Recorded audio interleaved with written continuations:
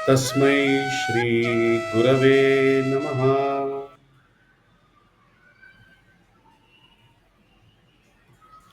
नमस्ते, मेरा नाम है जयदेव परांजपे और सुयोजन के इस सत्र में मैं आपका बहुत-बहुत स्वागत करता हूँ।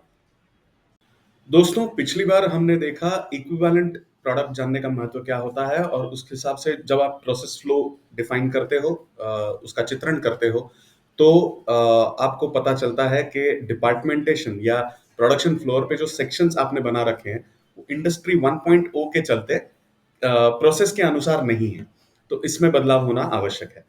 अब एक बात और हमने पिछले सत्र से पहले या पिछले सत्र की शुरुआत में की थी कि सेल्स वाले कहते हैं हम तो ऑर्डर लाते हैं किंतु किंतु प्रोडक्शन वाले डिलीवर नहीं कर पाते, फैक्ट्री डिलीवर नहीं कर पाती। और फैक्ट्री वाले देख के कह देते हैं कि भाई तू एक्सक्यूज अंदर मत बेच, बाहर माल ज्यादा बेच। तो क्या आपकी स्थिति वैसी है करके मैंने आपसे पूछा था। तो आज हम जिस कंपनी की केस देखने जा रहे हैं, उनकी स्थिति ऐसी थी। ठीक है। तो वो लोग कहते थे कि फैक्ट्री प्रोड्यूस नहीं कर पा रही। तो हर कोई एक शब्द की बात करता था, बॉटलनेक बॉटलनेक बॉटलनेक कहाँ है, बॉटलनेक कहाँ है।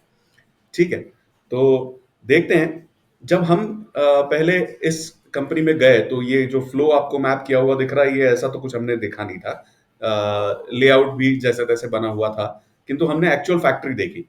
तो पहले दृष्टि में तो हमें कुछ ज्यादा पता नहीं चला, जब बस नीचे की ओर से फैक्ट्री में अंदर माल जाता है, रॉ मटेरियल जाता है, घूम घाम के पूरा प्रोसेस होके आप आपकी बाई तरफ से आप देखें तो नीचे की ओर से बाहर निकलता है।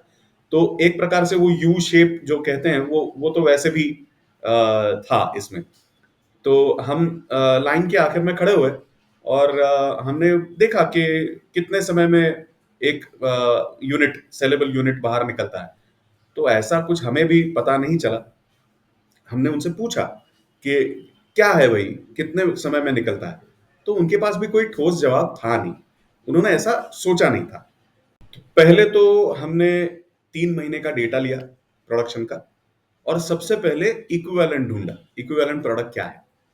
वो मिलने के बाद में फिर एक्सेल की कृपा से कैलकुलेशन करके हमें पता चला कि हर 45 मिनट में एक सेलेबल यूनिट बाहर निकलता है। लाइन के आखिर में खड़े रहे तब तो मिला नहीं, किंतु एक्सेल की कृपा से ये एक बात मिल गई। हमने उनको बताया कि हर 45 मिनट में तो निकल रहा है।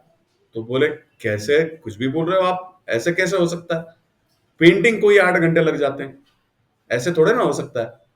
तो फिर हमने उनसे कहा कि ये नहीं है, हम आपको रेट ऑफ प्रोडक्शन पूछ रहे हैं, हर कितने मिनटों पे एक सेलेबल यूनिट बाहर निकलता है वो पूछ रहे हैं, ना कि किसी एक ऑपरेशन के लिए कितना समय लगता है। ठीक है। तो वो उन्होंने कहा कि 8 घंटे लगते हैं। तो एक नारायण करके प्रोडक्शन का एक सेक्शन का इंचार्ज था, वो आके कहता है कि अरे पेंटिंग ही बॉटलनेक है। वाह बेटा, बॉटलनेक शब्द इन्होंने भी सुना हुआ है। तो हमने पूछा, अरे बॉटलनेक सुना है तो फिर पेसमेकर भी पता होगा। उनको तो पता नहीं था, लेकिन सुहास जो प्रोडक्शन मैनेजर थे वो कहते कि हाँ, वो 3 महीने पहले मेरे चाचा जी का ऑपरेशन हुआ तो उनके हार्ट में बिठाया था पेसमेकर। तो अबे यार, उस पेसमेकर की बात नहीं कर रहा हूँ, लीन थिंकिंग वाला पेसमेकर पूछ रहा हूँ। तो उनको पता नहीं था। तो मैंने कहा छोड़ो यार, वैसे भी थियरी का नाम पता होने से कुछ नहीं होता, इम्प्लीमेंटेशन मैटर करता है ना। पेंटिंग को हमने पूछा कि एक्चुअल पेंटिंग मतलब जो हुक पे टांग के जो पेंट करते हैं, क्या उसको 8 घंटे लगते हैं? ये तो इलॉजिकल लगता है। तो नारायण ने कहा कि अरे नहीं, उसको तो सिर्फ 15 मिनट लगते हैं। तो सुहास कहते कि अरे 15 मिनट उसको लगते हैं, लेकिन 8 घंटे सूखने के लिए भी तो लगते हैं। तो हमने कहा अच्छा, मतलब एक बार पेंट कर लिया तो हो गया, 8 घंटे 15 मिनट हो गया, 8.25 घंटे का काम हो गया। तो सुहास ने कहा कि अरे नहीं नहीं, ऐसा नहीं है। 15 मिनट आप प्राइमर को कोट करो, स्प्रे करो, उसके बाद में 8 घंटे उसका ड्राइंग होता है। उसके बाद में फिर एक बार आता है, पहला कोट पेंट का स्प्रे होता है, फिर 8 घंटे ड्राइंग होता है। और फिर यदि कुछ प्रोडक्ट्स में, कुछ स्पेसिफिकेशंस में ऐसा हो कि दूसरा भी कोट पेंट का लगे, तो 15 मिनट फिर एक बार पेंट स्प्रे होता है और फिर 8 घंटे एक बार रुकता है। तो 15 मिनट प्लस 8 घंटे, ऐसे 2 या 3 बार या 2 या 3 साइकिल्स पेंटिंग के होते हैं। तो मैंने बोला ये तो फिर मतलब पौने 25 घंटे का गणित बैठ गया आपका। तो बोले हाँ। तो बोले इसीलिए तो कह रहे हैं बॉटल नेक है। रुक यार, देखते हैं। ये हमें पता चल गया कि ये बॉटल नेक कहीं तो सोच में है। तो मैंने कहा सुहास से कि भाई ये तो बॉटलनेक आपकी सोच में। तो बोले क्या? बोले हाँ। मैं 8 घंटे जो वेटिंग होता है, तो उसका वर्कर कौन है? क्या? वर्कर कौन है मतलब ऐसे ही एम्बियंट ड्राइंग है तो हवा में छोड़ देते हैं, सूख जाता है। बोला हाँ, तो वर्कर हुआ नेचर। और 15 मिनट के आपके पास 8 घंटे को यदि आप डिवाइड करो तो 32 वर्क स्टेशन बनते हैं। 32 वर्क स्टेशन पे नेचर 1 नेचर 2 करके नेचर 32 तक वर्कर्स काम कर रहे हैं और वो ड्राई कर रहे हैं। ऐसा मान लीजिए आप। तो बोले एक, तो फिर उतना भी समझ में नहीं आया। तो मैंने बोला मान लीजिए 15 मिनट के पिच डिस्टेंस पे मूव होने वाला कन्वेयर है, तो कैसे होगा? बोले अच्छा, हाँ, तो मतलब कन्वेयर लगाना पड़ेगा। अरे क्यों खर्चे में डाल रहे हो कंपनी को? तो मैंने बोला देखो, बॉटल नेक यदि सोच में है तो कन्वेयर भी अपने सोच में लगाओ। जो पैलेट्स आपने रखे हुए हैं उन पैलेट्स को 1 से 32 तक नंबर दे दो। तो हर 15 मिनट पे, पहले 15 मिनट पे जो 32 वाला है वो उठेगा, फिर 31 वाला उठेगा, इस प्रकार से एक एक उसको रिप्लेस होते जाएगा। तो यदि बॉटलनेक सोच में है तो कन्वेयर भी सोच में लगाओ, काम हो जाता है। और फिर इस प्रकार की रचना जब हमने की और आगे लाइन के एंड में खड़े रहे, पेंटिंग के केवल पेंटिंग सेक्शन के लाइन के एंड में खड़े रहे, तो हर 15 मिनट में एक सेलेबल यूनिट बाहर निकलने लगा। तो हमें तो 45 मिनट का जवाब मिला था, ये तो 15 मिनट है। उनने ना सोचा था कि 8 घंटे है करके ये बॉटलनेक होगा, लेकिन ये तो है ही नहीं। तो क्या ये शिफ्ट हो गया बॉटलनेक? तो जब तक ये सारा पैलेट्स की रचना हो रही थी, 32 नेचर्स को काम पे लगाया जा रहा था, तब तक हमने ये फ्लो मैप किया जो अभी हम देख रहे हैं। तो देखने में तो फैक्ट्री जब देखते थे तो यू सी वगैरह सब दिख रहा था, लेकिन वैसा है नहीं। तो यहाँ से स्टोर्स में से जाता है सीधे यहाँ पे, फिर यहाँ से आता है घूम के फिर यहाँ पे, फिर यहाँ से जाता है घूम के आता है फिर यहाँ पे, फिर यहाँ से फिर जाता है घूम घाम के फिर से यहाँ पे, फिर जाता है पूरा बाहर नीचे स्टोर्स में, फिर आता है यहाँ पे, फिर जाता है यहाँ पे, फिर यहाँ से यहाँ, और यहाँ से फिर टेस्टिंग, टेस्टिंग से जाके फिर घूम घाम के पूरा फिर से पेंटिंग में जाता है। उसके बाद में आता है एक्सेसरीज फिटिंग में, और उसके बाद में जाके फिनिश गुड्स में या तो रुकता है, डिस्पैच होता है, या थर्ड पार्टी के लिए रुकता है। ठीक है, तो ये सारा पता चल गया। अब इसमें एक और बात पता चली कि हमने पूछा कि ऐसा कौन सा ऑपरेशन है जो 15 मिनट से ऊपर का लेता है। हम जानना ये भी चाहते थे कि वो 45 का उत्तर कहाँ से मिला। तो संभव है कि उत्तर ये मिला है कि केवल असेंबली को 45 मिनट लगते हैं, बाकी तो सब उससे कम लगते हैं, और 15 मिनट से भी कम ऑपरेशन, कम समय लगने वाले ऑपरेशंस हैं। तो 45 मिनट जो है असेंबली को लगते हैं।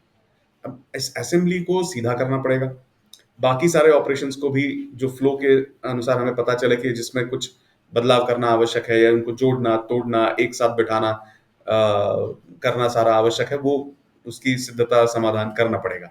तो वो सब हमने किया और एक फ्लो हमने सीधा सीधा बना लिया। ठीक है, अब ये सिंपल है, स्टोर्स में से निकलता है, यहाँ पर आता है, फिर यहाँ पर आता है, यहाँ से यहाँ इस प्रकार से घूम के यहाँ पे टेस्टिंग होके पेंटिंग सेक्शन में जाता है, वहां से एक्सेसरीज फिटिंग होते हैं और यहाँ पे डिस्पैच हो जाता है।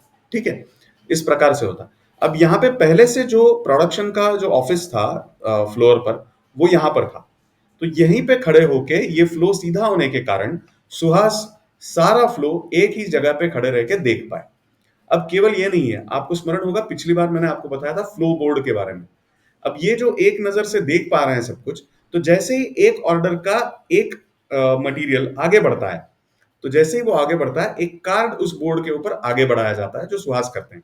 अब उसको देख के कोई ईआरपी में, एक्सेल में, रजिस्टर में जहां कहीं डेटा एंट्री करना चाहे कर ले, किंतु ये फ्लोर पे दिखता है। ठीक है, तो ये फ्लो बोर्ड कैसे होता है, जो कार्ड घूमता है वो कैसे घूमता है? तो ये देखिए, इसका यदि आप ये स्ट्रक्चर देखें, मैं आपको टॉप व्यू दिखा रहा हूं, तो ये ऊपर वाला जो आपको पीला जो दिख रहा है, ये आपका प्रोसेस का बैकग्राउंड में एक बोर्ड लगाया हुआ है, और इसके आगे स्पेसर्स डाल के एक एक्रिलिक का शीट है, जिसमें ये आपको जो काले ग्रे रंग के जो आपको चैनल्स दिख रहे हैं, ये उस एक्रिलिक के शीट में बनाए हुए हैं, जिसके माध्यम से आपका कार्ड मूव होता है। ठीक है, तो इसमें हर ऑपरेशन के, हर वर्क स्टेशन के लिए जगह बनाई है, और उसके अनुसार ये कार्ड आगे आगे बढ़ते जाता है। तो ये फ्लो बोर्ड है। तो इस प्रकार की फ्लो बोर्ड की अरेंजमेंट फिजिकली हो बहुत बेहतर है, आपके ईआरपी में यदि आपको ये मिल जाता है तो उसके जैसा कुछ नहीं, किंतु मेरे नज़र में तो ऐसा ईआरपी नहीं आया है। और मैं फिर भी रिकमेंड करूँगा कि ईआरपी भी यदि देता है, तो आप फिजिकल फ्लो बोर्ड की ओर बढ़ें। तो यदि आपको ऐसा लगता है कि आपके कंपनी में, आपकी फैक्ट्री में आप ये कर सकते हैं, तो अवश्य करें और कमेंट सेक्शन में रेडी फॉर द बोर्ड अवश्य लिखें। ठीक है? किंतु ये असेंबली का किया क्या हमने? वो सारे समाधान हुए कैसे? तो अगले सत्र में हम देखेंगे सेल्यूलर प्रोडक्शन कैसे करें। इस विषय पर सार्वजनिक स्तर पर अधिक विस्तृत और व्यापक चर्चा हो, ऐसा प्रतीत हुआ, इसीलिए मैं इस YouTube चैनल का प्रयोग कर रहा हूं। तो यदि आप मुझे सहयोग करना चाहते हैं तो इस वीडियो को लाइक करें, शेयर करें, कमेंट सेक्शन में अपने विचार छोड़ें, चैनल को सब्सक्राइब करें, अपने परिजनों में भी इस बात का प्रसार करें। इसके अतिरिक्त आप मुझसे मेरे अन्य सोशल मीडिया हैंडल्स पर भी जुड़ सकते हैं और अगले आने वाले सत्र से पहले पहले आप हमसे इस व्हाट्सएप नंबर पर संवाद कर सकते हैं, अपने प्रश्न पूछ सकते हैं, सुझाव दे सकते हैं और विचार भी रख सकते हैं। मैं आपसे आग्रह करूंगा कि संवाद करें और स्मरण रहे, अपने विवेक को सदा जागृत रखें, क्योंकि अंतिम गुरु मंत्र तो एक ही है, आपो दीपो भव। बहुत बहुत धन्यवाद।